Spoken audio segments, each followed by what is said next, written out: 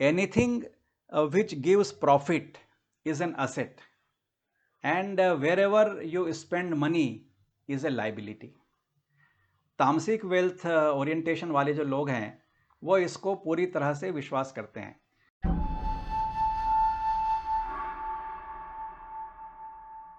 मेरे युवा साथियों को सतीश मोड़ का एक बार फिर से नमस्कार।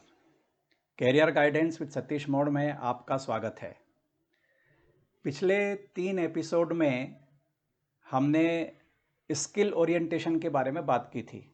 तामसिक स्किल ओरिएंटेशन, राजसिक स्किल ओरिएंटेशन और सात्विक स्किल ओरिएंटेशन। आज हम हमारे वेल्थ ओरिएंटेशन के बारे में बात करने वाले हैं, क्योंकि यदि हमें जीना है, हमारे जीवन को सही ढंग से चलाना है, तो उसके लिए पैसा चाहिए। और जब हम पैसा कमाते हैं, जो सरप्लस बचता है उसको हम कहीं ना कहीं इन्वेस्ट करते हैं। किस तरह से इन्वेस्ट करते हैं, किस तरह के हमारी प्रकृति है, क्या हमारा स्वभाव है, और हम उस पैसे को कैसे हैंडल करते हैं, यह जो सारी बात है वह वेल्थ ओरिएंटेशन में आती है। लेकिन इस वेल्थ का अर्थ का कितना बड़ा महत्व है, यह एक चाणक्य ने अपने अर्थशास्त्र में लिखा है। सुखस्य मूलम धर्मः, धर्मस्य मूलम अर्थ। यदि आपको सुख से रहना है तो उसके लिए आपको धर्म का पालन करना चाहिए, और धर्म का पालन करने के लिए अर्थ की आवश्यकता है। सुख के मूल में धर्म है और धर्म के मूल में अर्थ है।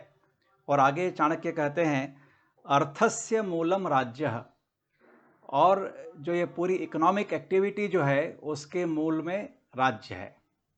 अभी ये जो सबसे आखिरी वाली जो बात है, अर्थस्य मूलम राज्यम, यह पावर ओरिएंटेड एक्टिविटीज़ के बारे में है, और उसके बारे में हम बाद में बात करेंगे। आज का जो हमारा इस विषय का जो फोकस है वो है धर्मस्य मूलम अर्थ। यदि हमको सही ढंग से धर्म के ऊपर आधारित जीवन जीना है तो हमारे पास इतना तो धन होना ही चाहिए कि हम सही ढंग से अपना जीवन जी सकें। अभी यह वेल्थ ओरिएंटेशन क्या है, तो इसके लिए भगवत गीता में कृष्ण 18वें अध्याय के 44वें श्लोक में बोलते हैं, कृषि गोरक्ष वाणिज्यम वैश्य कर्म स्वभावजम। जो हमारा जो वेल्थ ओरिएंटेशन है उसमें 3 बातें करने की स्वाभाविक प्रवृत्ति होती है।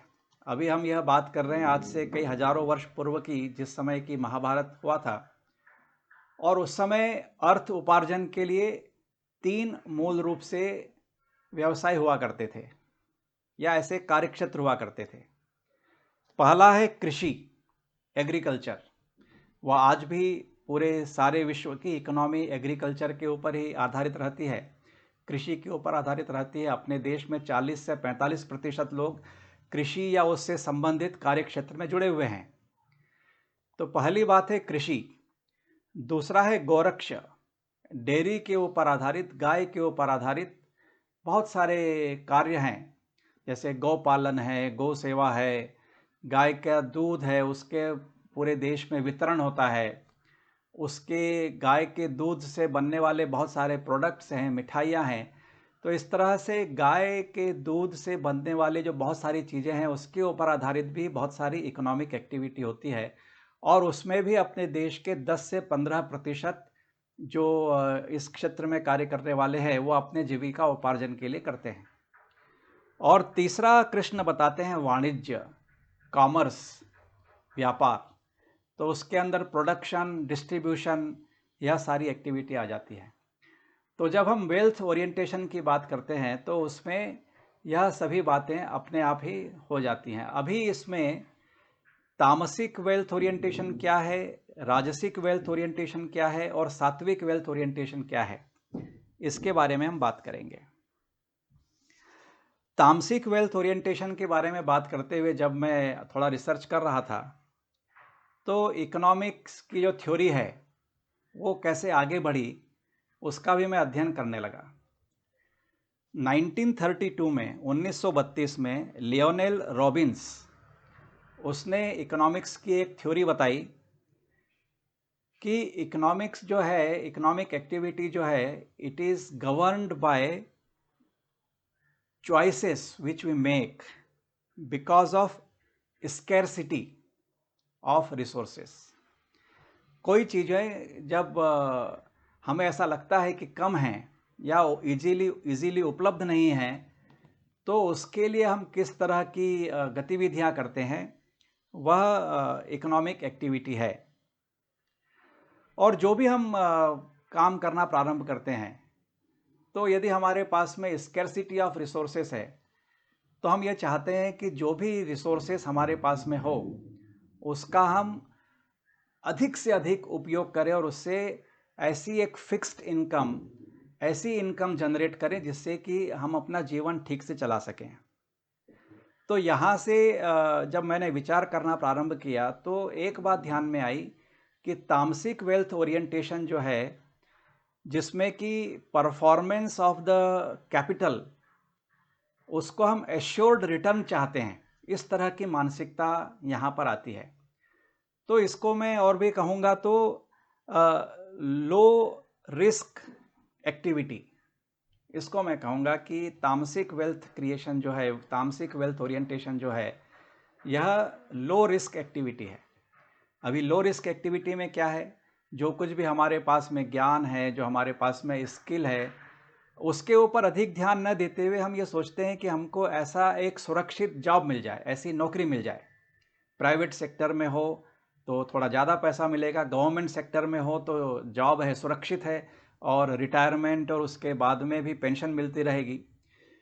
तो हमारे मन में ऐसा रहता है कि हमने जो कुछ भी शिक्षा प्राप्त की है या जो कुछ भी स्किल ली है, उसके आधार के ऊपर एक ऐसी नौकरी मिल जाए, ऐसा जॉब मिल जाए, जिससे कि हम जीवन में सुरक्षित महसूस करते हुए अपना घर ठीक से चला सकें।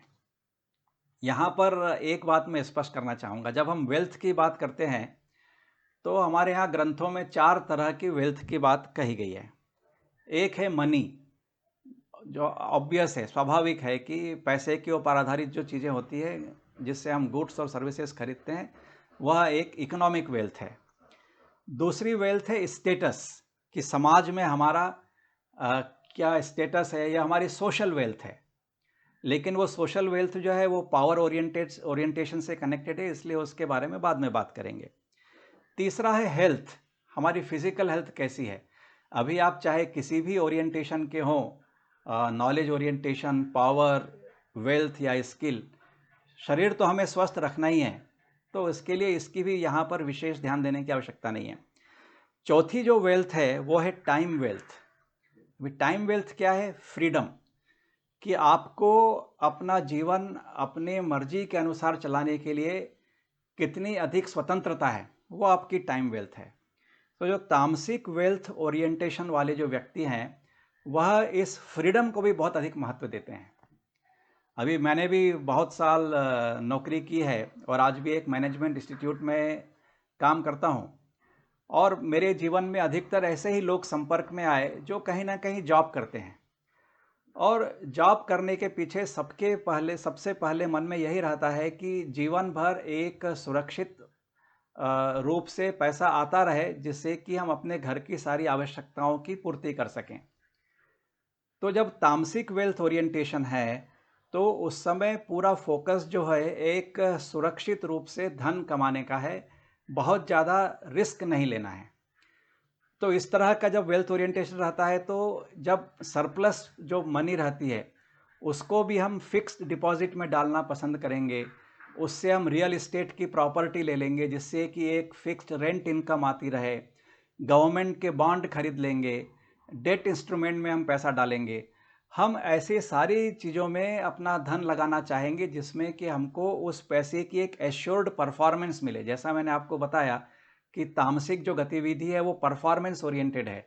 तो जो स्कैरसिटी ऑफ रिसोर्सेज, जो लियोनेल रॉबिन्स ने जो 1932 में जो थ्योरी बताई, कि जब हमारे पास में बहुत ही अधिक पैसा नहीं है और हमको एक लगातार एक सुरक्षित रूप से जीवन बिताना है, तो हमारे जितनी भी हमारी कमाई हो रही है, जो भी हम कर रहे हैं, उसको हम सुरक्षित इन्वेस्टमेंट के रूप में ही डालना चाहेंगे। तो यह एक तामसिक वेल्थ ओरिएंटेशन का कंसेप्ट है। इसी को ध्यान में लाते हुए जब मैं और रिसर्च कर रहा था तो मुझको एक किताब ध्यान में आई, रॉबर्ट कियोसाकी की, रिच डैड पुअर डैड। मुझे लगता है कि आप सभी लोगों ने भी पढ़ी होगी। उसमें वो कहते हैं कि anything which gives profit is an asset and wherever you spend money is a liability. तामसिक वेल्थ ओरिएंटेशन वाले जो लोग हैं वो इसको पूरी तरह से विश्वास करते हैं। यदि आपके पास में घर है और आप उसमें खुद रहते हैं तो उसका बिजली का बिल है, पानी का बिल है, सोसाइटी चार्जेस हैं, म्यूनिसिपल टैक्सेस हैं, तो घर तो आपका है लेकिन लगातार आपका उस पर खर्चा हो रहा है, तो वो एक लाइबिलिटी है। लेकिन वही घर यदि आपने किराए पर दिया है तो आपकी इनकम हो रही है। तो जो कुछ भी रिसोर्सेस हैं उस समय तामसिक वेल्थ ओरिएंटेशन वाले यह बहुत ध्यान से सोचते हैं कि जो कुछ भी मैंने इन्वेस्ट किया है वह असेट बने, लाइबिलिटी नहीं बने। तो कुछ बातें यहाँ एकदम क्लियर हो गई हैं। टू समराइज कि तामसिक वेल्थ ओरिएंटेशन वाले व्यक्ति एक सुरक्षित जॉब की तरह या एक सुरक्षित व्यवसाय की तरफ जाते हैं, या जैसे मैंने पहले भी बताया मॉम एंड पॉप स्टोर जो होते हैं, छोटे छोटे स्टोर चारों तरफ होते हैं, वहाँ पर वो चाहते हैं कि पैसे के ऊपर अधिक रिस्क न ली जाए और अपना काम किया जाए। या फिर इस तरह से नौकरी करते हैं प्राइवेट सेक्टर में, गवर्नमेंट सेक्टर में, और जो इन्वेस्टमेंट जो है वो अधिकतर लो रिस्क का रहता है। तो आपको आज मैंने तामसिक वेल्थ ओरिएंटेशन के बारे में बताया है। अगले एपिसोड में आपको राजसिक वेल्थ ओरिएंटेशन और सात्विक वेल्थ ओरिएंटेशन के बारे में बताऊंगा। यदि अभी तक आपने satishmod.com पर जाकर के टेस्ट नहीं दिया है, अपनी करियर गाइडेंस रिपोर्ट नहीं ली है, तो मैं आपसे अनुरोध करूंगा कि आप वहां जाकर के टेस्ट दें और करियर गाइडेंस रिपोर्ट लेकर के जो मैं बता रहा हूं उसको और अधिक समझने में आपको अच्छा लगेगा। और यदि आपके मन में कोई प्रश्न आते हैं तो आप मुझसे प्रश्न पूछ सकते हैं। नमस्ते, धन्यवाद।